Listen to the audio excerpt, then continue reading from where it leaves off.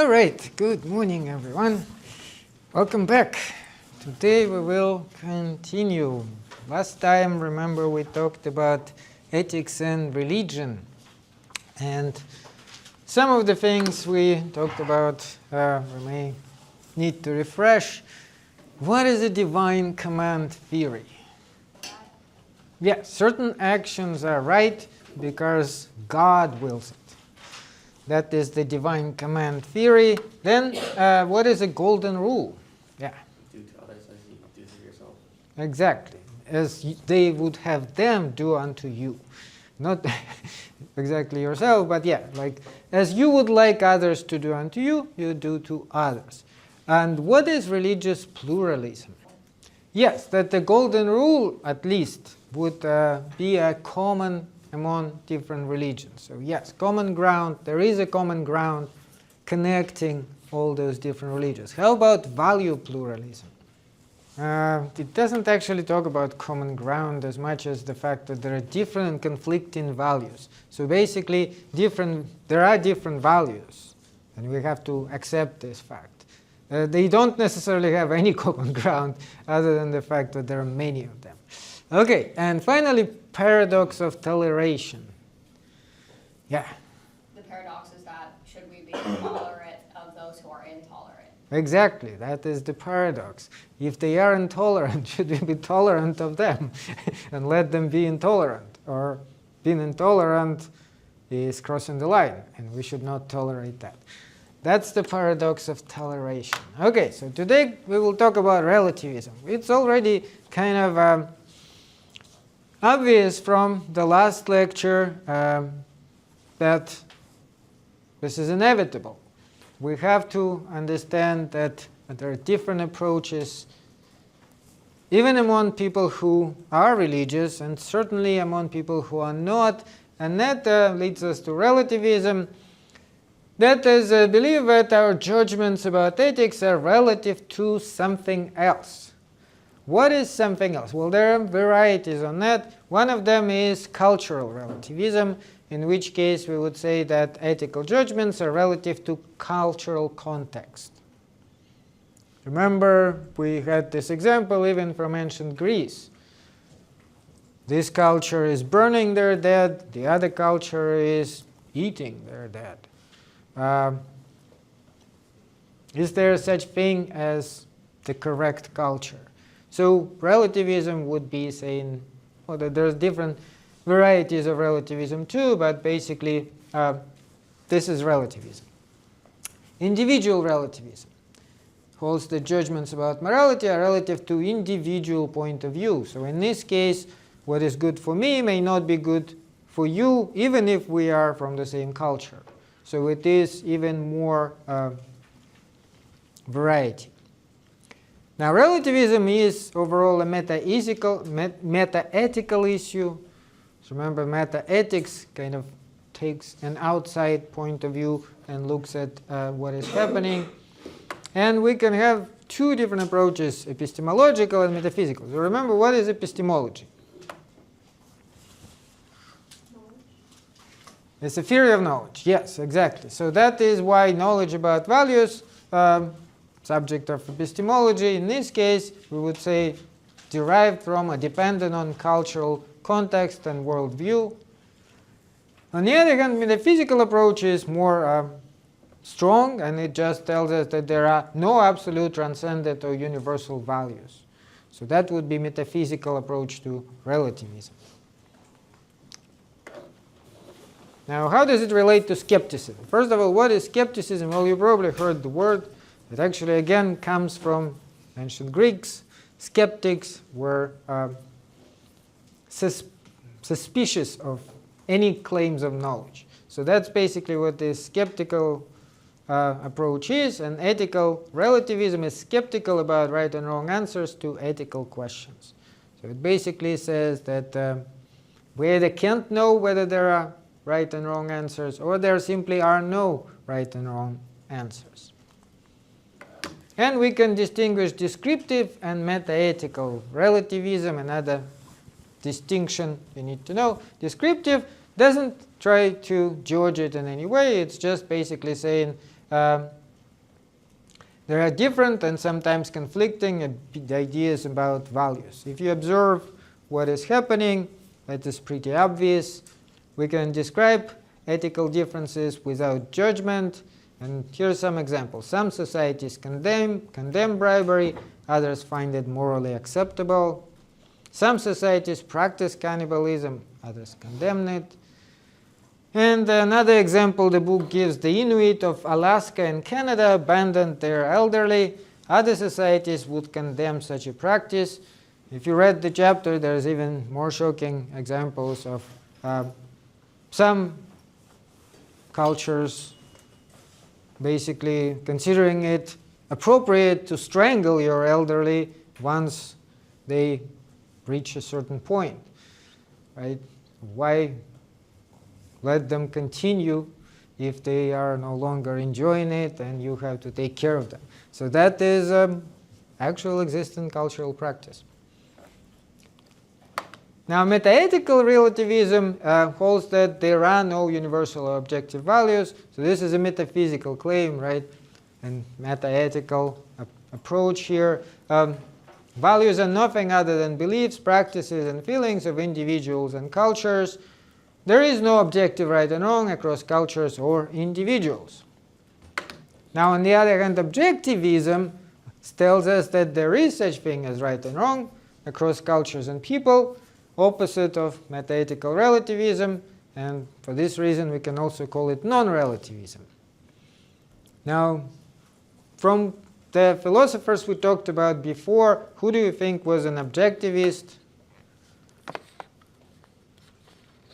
The most obvious example.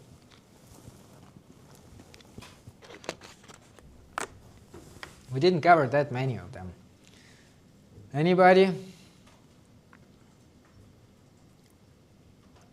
Who said that there are objective standards of right and wrong? Now let me put it differently. Which of the readings which I assigned for this week was talking about objective values as actually distinguishing right and wrong?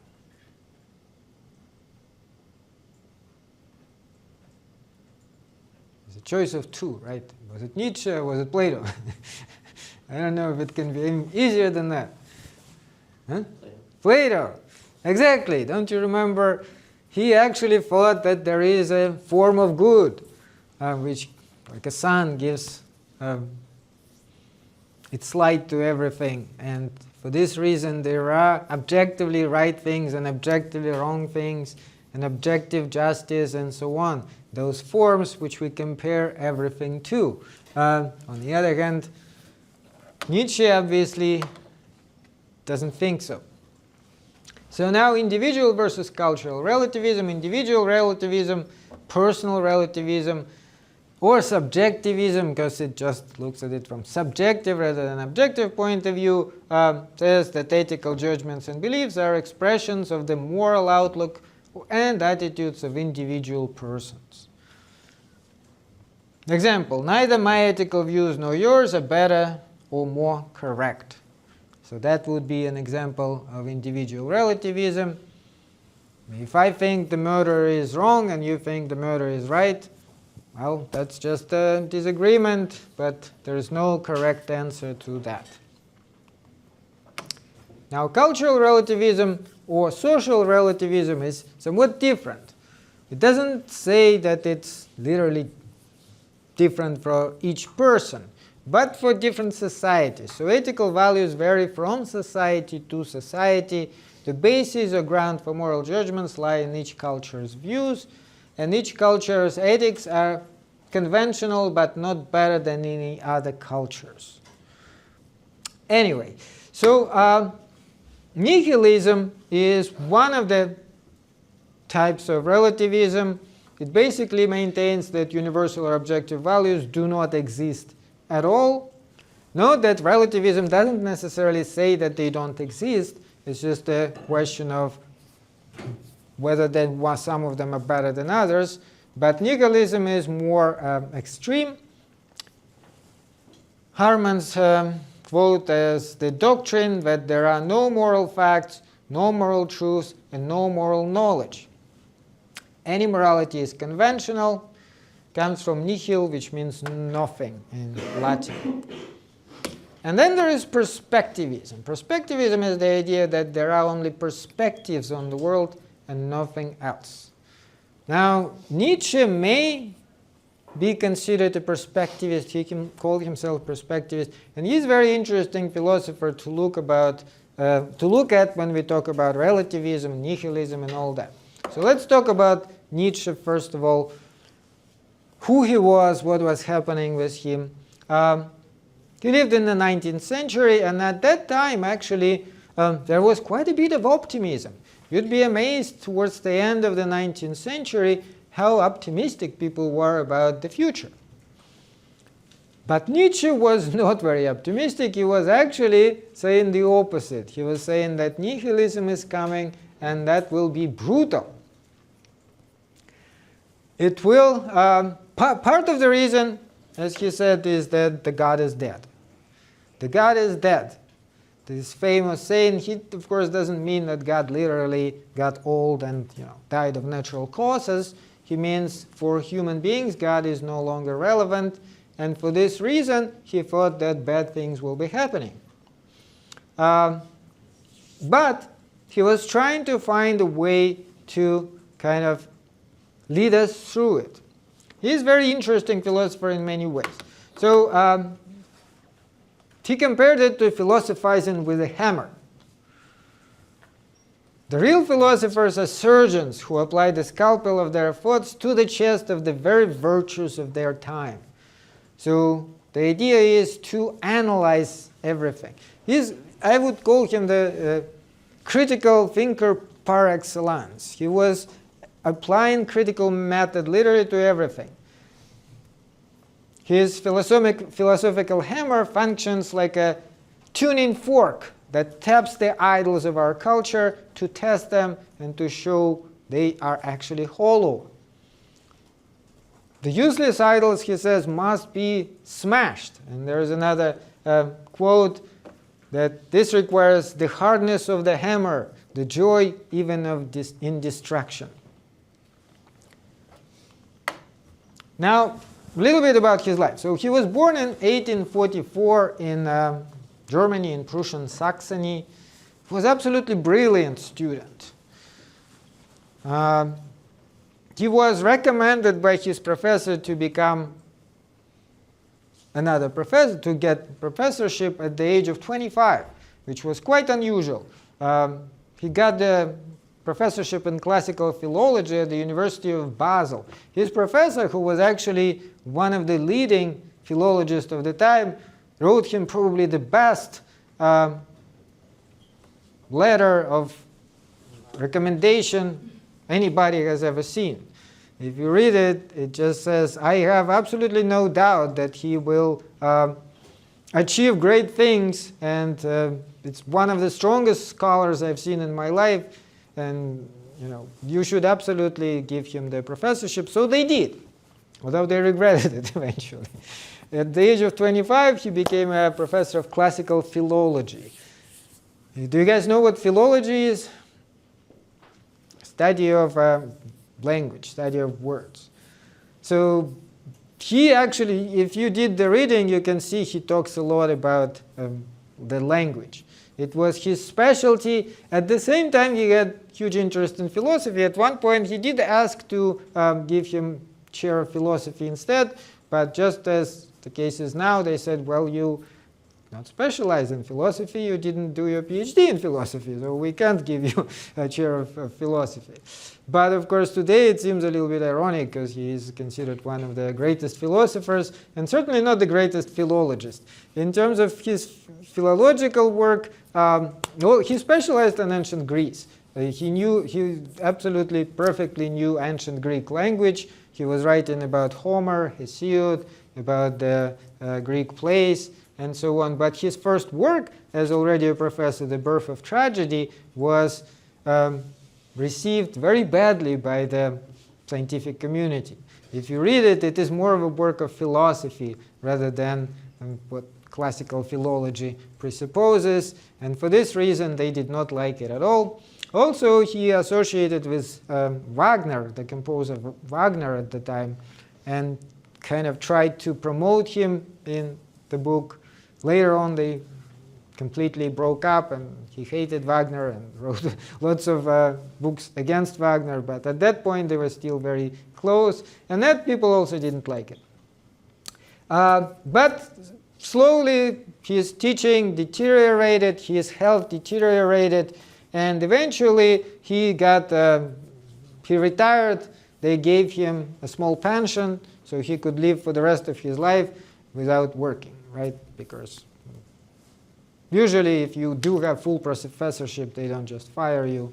There's ways to still make sure that you have something. And especially since in his case it was related to his health. His health slowly deteriorated. We don't know exactly why. Some scholars suggest he had syphilis. There's no evidence of that. He may or may not have syphilis, but he certainly had something. So this is his picture at the age of 13. What do you think looking at it? Any observation?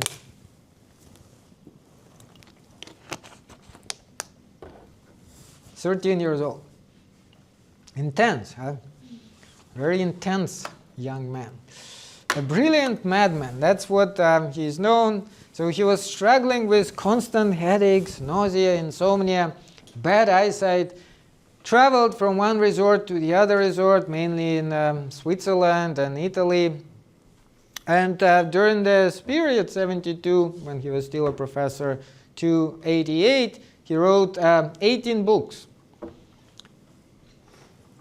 And some unfinished manuscript work, which usually called Nachlass. Nachlass is kind of additional material. And there is a lot of interesting stuff there too. So this is him already at age 25. That's kind of the way he looked at the time when he was a professor. His final years were pretty sad. Deep loneliness, deteriorating mental health. In January 1889, he collapsed in the street while protecting a horse supposedly bitten by its owner. The owner was beating the horse, and Nietzsche protested and even hugged the horse, and then collapsed. And then, well, I don't know what's the right way to put it, but his mental health was completely gone after this. He could not speak coherently, certainly couldn't write. His mother and his sister took care of him. He was still alive for about 10 years until 1900, but at that point, well, it is somewhat ironic, because when he collapsed, he was just becoming well known. And after he was already in this vegetable state, he became famous. And people were going to Saxony, to his mother's home, to look at him. And he was just sitting there, and he didn't even know what is going on. So it is, of course, quite a sad situation. And in 1900, he died. Another thing to mention regarding Nietzsche, his sister Elizabeth was married to a Nazi. And she lived a long time. She died in, like, I think 1937. So she even met Hitler. And she promoted Nietzsche's work to the Nazis and to Hitler. And she also edited some stuff. How much she really changed is hard to say. But she certainly did fix certain things because, well, among other things, Nietzsche actually looked very, very badly on anti-Semitism. He thought that the persecution of the Jews is absolutely disgusting.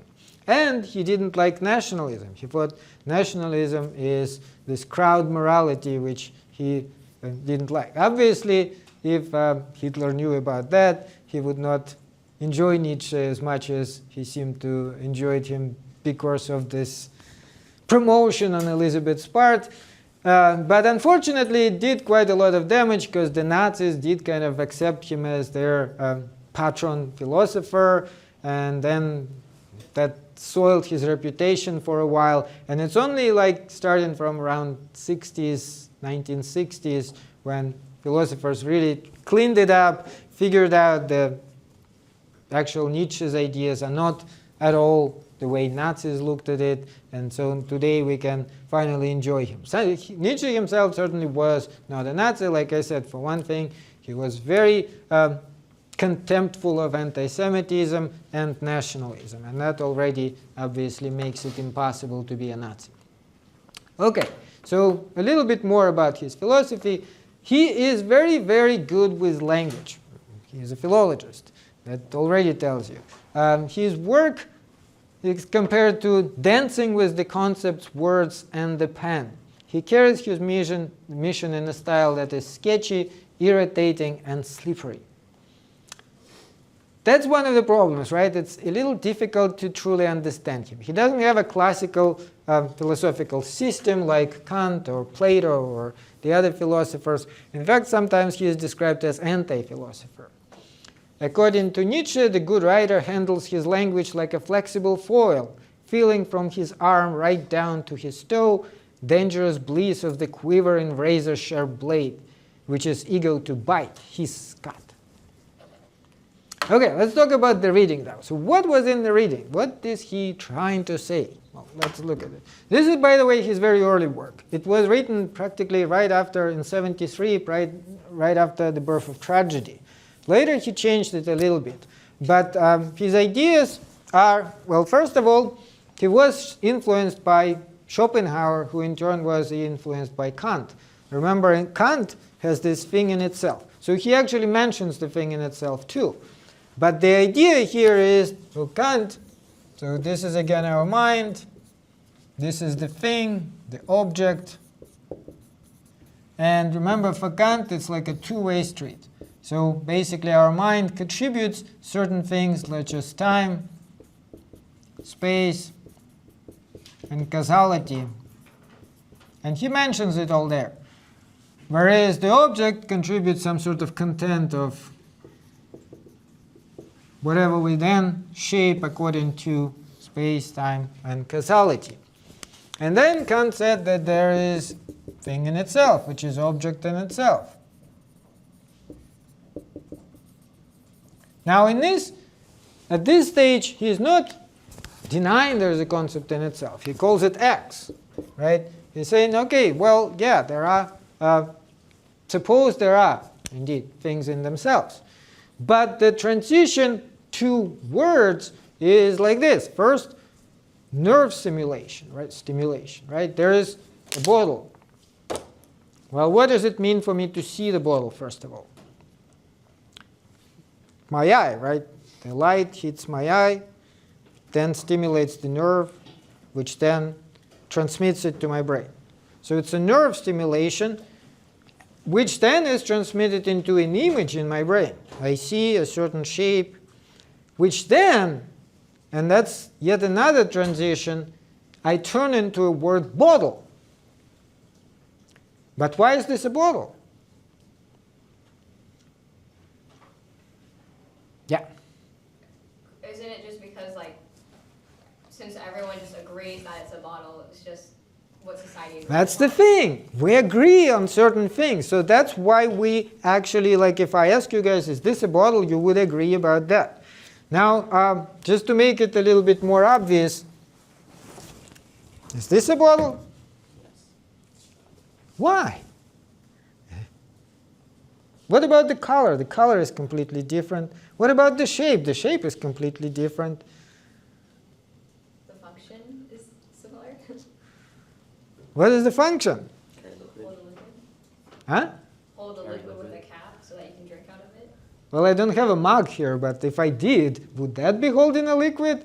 Yes. So is this a bottle? No, it doesn't have a cap. No.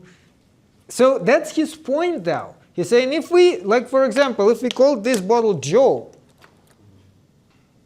I could ask you, is this Joe? And you would say, yes, it is Joe. How about this? Is this Joe? No, this is not a Joe.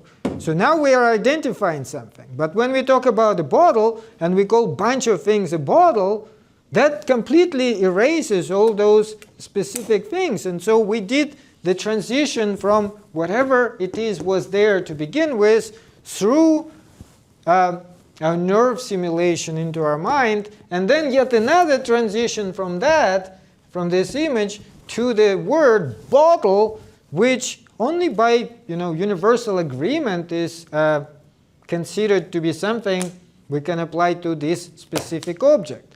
So we erased so much of this fine detail here, and then we start talking about it, and we talk about things like, is this true that this is a bottle? And you're saying, yes, this is the truth. And he's saying, what do we even mean at that point if we're saying that it's true?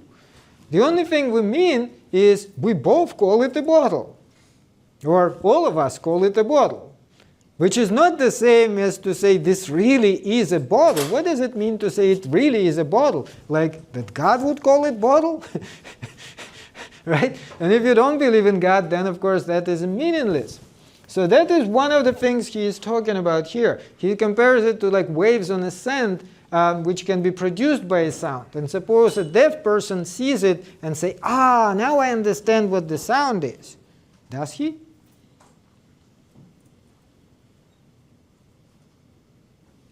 If a deaf person who never heard the sound sees on the sand the waves created by the sound, would they understand what sound is? No, obviously not. So he's saying that's what we are doing. We're using these words which we made up ourselves, and then think that we understand in reality. He's saying we are delusional. This is absolutely delusional approach. So this is what's known as nominalism. Nominalism and realism. Realism is the idea that the concepts are real, concepts such as justice. And note that he doesn't just talk about bottles. He talks about other concepts such as justice, goodness, and so on. And he says they are also just sounds we are making. What does it mean for somebody to be honorable? Some person does something that is a specific act. Then we call this act honorable. Another person does completely different thing, and we say this is honorable too. What does that even mean? So the pyramid of concepts now, he's saying, is forming these laws and castes in our society. Depending on how we obey them, we then are acting within society and getting certain positions within society based on this type of agreement of other people. This is not something real. It's not really there. The real things are there, which are the animals typically obey, are just the primitive hunger, primitive emotions. The human beings made this huge web. He says, a web we manufacture out of ourselves and then call it the truth. So that's where he also applies this to different values. In the end, I don't know if you noticed it, he talks about reason and intuition. That is the very end of the reading. And he says that intuitive approach, it can be seen in myth and art. And at that point, he actually believed that myth and art is better than science and logic. Why would you say it is better? Patient. Yeah, it's more honest. He's saying the science is giving you a theory and tells you this is the truth. But it's not the truth. And if we look at it, I don't know if you heard about the Scientific Revolutions by Kuhn, the work. Anyway, it's a very influential 20th century work, and he basically is talking about how science moves from one theory to the other. Like for a long time, Newton, for example, was accepted as the theory, the truth. If you don't believe in Newton, if you disagree with Newton, you must be crazy. But then what happened? Einstein came. What did Einstein say about Newton? All wrong. It's actually not the case at all. Turns out things are different. And we found scientific proof to this. So Kuhn is suggesting that's just the way science develops. And he's pretty sure that Einstein will be overturned too. It's just a matter of time. Right now we're saying, well, Einstein, that's the truth. That is how things really are. But then somebody else will come maybe 200, 300, 400 years ago and will also be laughing at Einstein and saying that was just good for the time, but it really is not how things really are. But that, of course, also raises the question of what is the truth? Is there such thing as the truth? And Nietzsche is trying to answer it in an interesting way. So First of all, he's saying things are constantly changing. The world is the world of becoming, not the world of being. This is a human thing to do, anthropomorphic, to create those never-changing entities like justice or goodness. In reality, he's saying everything changes. There is no such thing. And some of the other quotes, and by the way, some of these quotes come from Nachlas, from Will to Power. That is one of those books which he never wrote. This is from his diaries, from his drafts, and there are some quotes from them which has been summarized and published as Will to Power. This is the paragraph 481 in Will to Power. Now, there's a little bit of doubt how fair is it to do it, because there are his published works, which he edited and decided I want it published. But this is not published.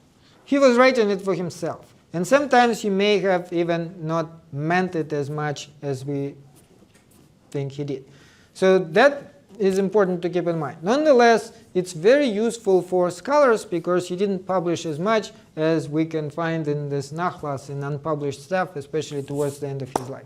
So this is the quote. He says, "No, facts is precisely what there is not, only interpretations. We cannot establish any fact in itself. Perhaps it's a folly to want to do such a thing." Do you think he has a point there? Are there such things as pure facts? Because let's look at the fact. This is what he means. When I say there is a bottle on this table, and this is a fact. Now, is this a fact? What just happened? What did I just do? I made a bunch of sounds, right? I emitted certain sounds, and you matching them with the words you know you heard from other people, and then with your nerve simulation, which tells you that there is something on this table. So that's where the reading again kind of comes in. How is this a fact? What makes it a fact? The only fact there is that I emitted those sounds. That's the fact. There's a separate fact that there is some stuff going on the table. But when you try to connect them, is that a fact? Well, He's saying that every time you talk about a fact, and we talk about it, that's what we mean when we say facts, right?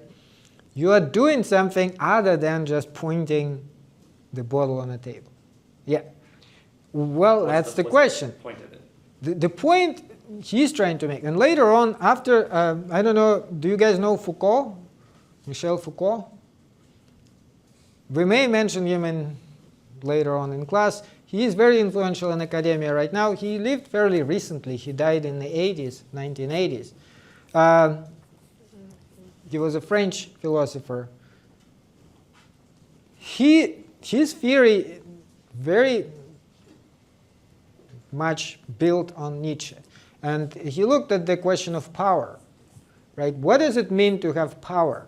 Words have power. And that is exactly what Nietzsche also means. There's no such thing as just facts by themselves. But when somebody tells you it is a fact, what are they doing? They are trying to project their point of view on you and trying to get you to agree to this point of view, right? And that is power. You may, of course, overturn it, but then you'll be exercising your power. And nobody is going to point any fact for no reason whatsoever. Like there is a bottle on the table, but do we care? Well, we might care if it has sort of some practical purpose. Like I do care. Why do I care? Because every once in a while I'm thirsty. So I'm getting it and I'm doing this. But other than that, that fact is pointless. However, when I try to explain to you something, this is already different. At that point it becomes important because this is something I'm trying to, well, you may say, insert into your brain, right? and that is the form of power. Anyway, so that's called radical perspectivism. There are no uninterpreted facts or truths, for everything we encounter is seen from one perspective or another, and this is what Nietzsche calls his theory of perspectivism. Now, he says three things about perspectives. They are unavoidable, they are false, and they are useful. Unavoidable, false, and useful. So let's take a look at, first of all, unavoidable. Well, obviously they are unavoidable. You can't help it but look at everything from a certain perspective. There is only perspectival seeing, only a perspective knowing. Different observers will have different perspective on any given subject, depending on their physiology, their values, and their purposes. Like, even animals have their own point of view. If we look at the book, let's say there is a book, I have a book on the table. Now, if I want to read this book, obviously that would serve one purpose. But let's say there is a mosquito and I want to kill the mosquito. Then what is this book for me? Yeah, it's like a little hammer. I can use it to kill the mosquito. And the way my cat looks at it is probably still even different. It may be a toy for her to play with or serve some other purpose, right? So there's no such thing as the book by itself. But depending on the purpose, we look at it differently. If I want to read it, I would look at the content of the book. Obviously, if I want to kill the mosquito, I would look from different qualities than the content. It wouldn't matter to me whether it's a good book or bad book. What would matter to me is it hard enough? Is it heavy enough? Maybe it's too heavy, in which case it's also not good. It's a ginormous book. I can hardly even lift it. And then if I try to kill the mosquito, I could make a hole in the wall. Right? So that is a perspective C. And he's saying there are no facts in themselves, for a sense must always be projected into them before they can be facts. Even the science only gives us reality as mediated through a particular perspective. Physics, too, is only an interpretation and exegesis of the world. Now, the net of words and concepts, which is also something he mentions in this reading, is what we build ourselves. We, under the illusion, we can capture reality in the net of these words and concepts. We are building this net using many, many words, right, in essays and so on.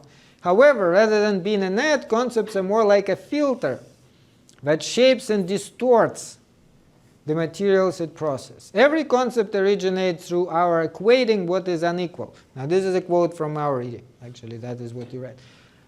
No leaf ever wholly equals another, and the concept leaf is formed through an arbitrary abstraction from these individual differences through forgetting the distinctions.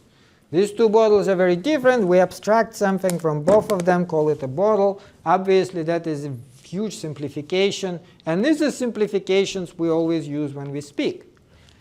Practically all words are like this. Never mind that we also connect them in a variety of different ways, which opens the door for misinterpretations, misunderstandings. We do our best, but even with all that, it's so easy to misunderstand somebody.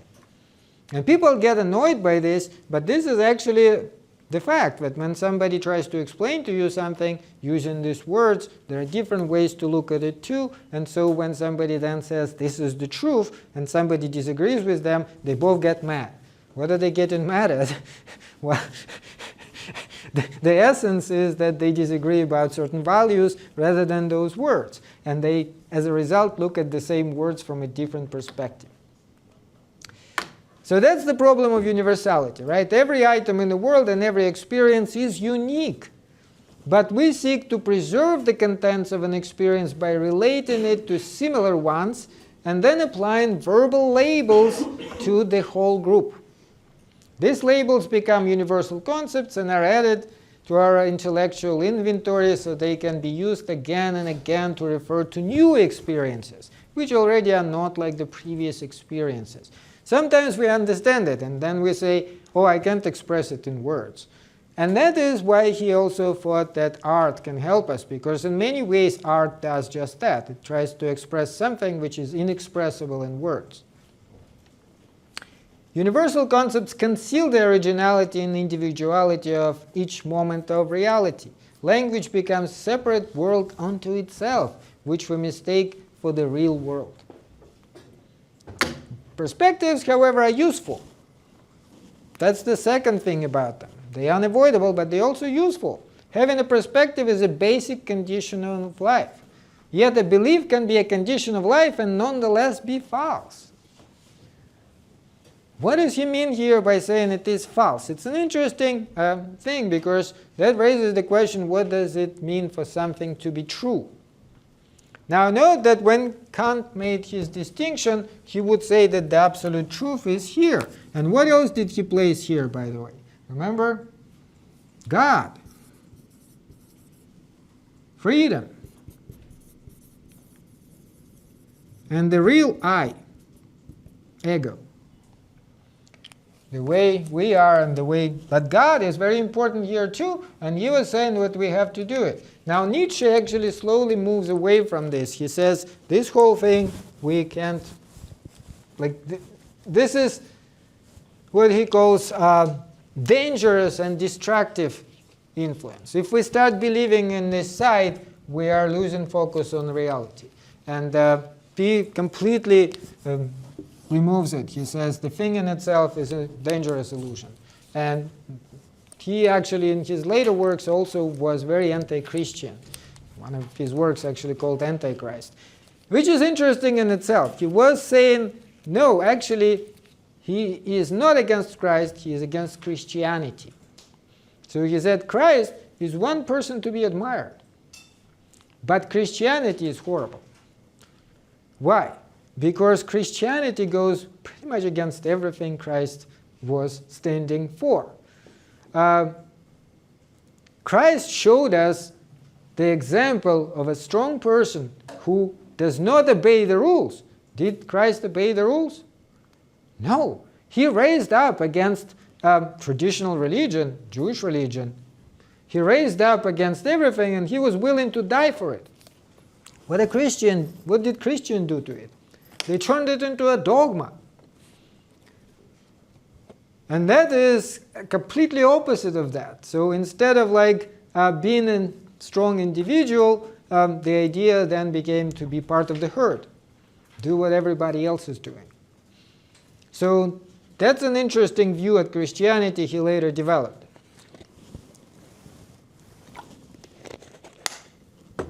By imposing our interpretations on the world, we thereby create a world which is calculable, simplified, comprehensible. So this is where he says what math is, mathematics.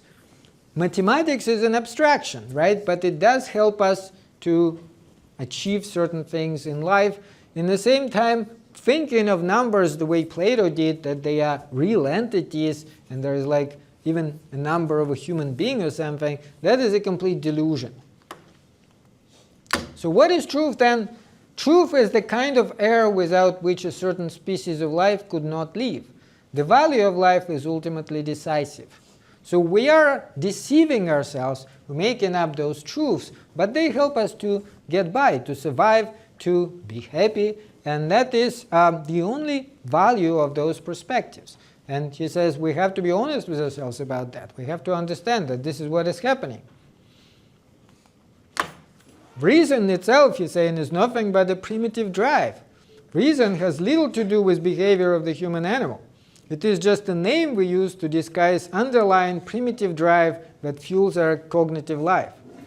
A drive to overcome, to dominate my environment, to make my personal mark on the world, to create and express myself. So that's what we call reason.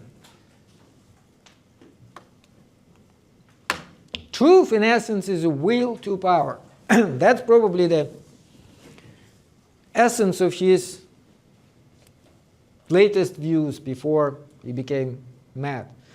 Truth is therefore not something there that might be found or discovered, but something that must be created, that gives a name to the process, or rather to a will to overcome that has in itself no end. Introducing truth is processus in infinitum, infinite process. An active determining, not a becoming conscious of something that is in itself firm and determined. So it's more like the asymptotic process. Do you guys know asymptotic? What asymptotic is? Future scientists? No, didn't. it's actually like if you have a line and another one approaching it but never touches it. Right? That's asymptotic. It means it will never touch it, but it will get closer and closer and closer, infinitely.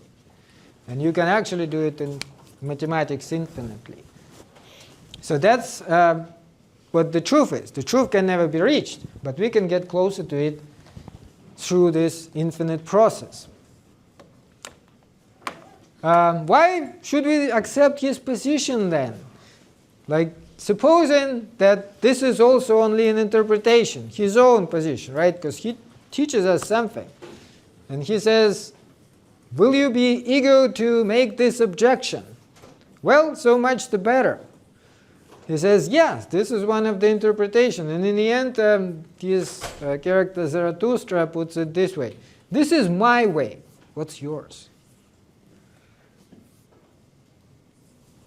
So the entire history of philosophy, according to him, and everything really, is this battle of interpretations. People come up with different interpretations, and the better ones win. But, of course, you have to be careful and not deceive yourself that there is some ultimate truth behind them. It's a struggle of the wills. Some people are stronger than others. Their interpretations are more powerful, and they kind of set the theme for everybody else. And you can come up with your own one, but if nobody listens to you, nobody cares, then that will have no value. So how do you evaluate them? He says there's only two criteria to evaluate any perspective whatsoever: pragmatic value and aesthetic value. This is the only true values, pragmatic and aesthetic. So first of all, pragmatic value, well, hopefully you guys know what pragmatic is. Even though the idea is not true, we may still judge it in terms of how useful it is. What does it do for us? The falseness of a judgment is for us not necessarily an objection to a judgment. The question is, to what extent is it life-promoting, life-preserving, species-preserving, perhaps even species-cultivating? So if something makes your life better, then that is a pragmatic value. It has this pragmatic value. And if it makes it worse, then clearly something is going wrong. When we face two contradictory judgments, we decide between them on the basis of their higher or lower degree of utility for life. An aesthetic value is a little bit different. It's actually from the more artistic point of view. He says we may also judge the items in aesthetic value. This would be what the works of art doing. So you can look at your life as a work of art and ask yourself, is this a good work of art? Because how do we judge works of art? Are they thought-provoking? Are they Interesting, thought-provoking, entertaining, exactly, right? Like, how would you know if it's a good movie? Well, if it's interesting, but from that point of view, it's easier to understand that life is never just all the roses, right? But at the same time, his point is it shouldn't be. Imagine a movie which would be just all this happiness and no end. Would you watch this movie? No. In fact, usually the best movies are like, they struggle, and in the end, like when they finally win, that's the end of the movie. There's nothing else to show. The two people finally achieved whatever they wanted. Well, good for them. Why should we watch that? At that point, it loses all interest. And that's the idea too, right? The life, one of the other things he was saying, suffering is necessary part of life. Suffering is what makes it more real. You have to have suffering in life. You have to appreciate suffering in life. Dostoevsky, by the way, said the same thing, and Nietzsche adored Dostoevsky. Thought Dostoevsky was one of the best writers ever. Dostoevsky himself never read Nietzsche, so we don't know what he would say, but Nietzsche adored Dostoevsky.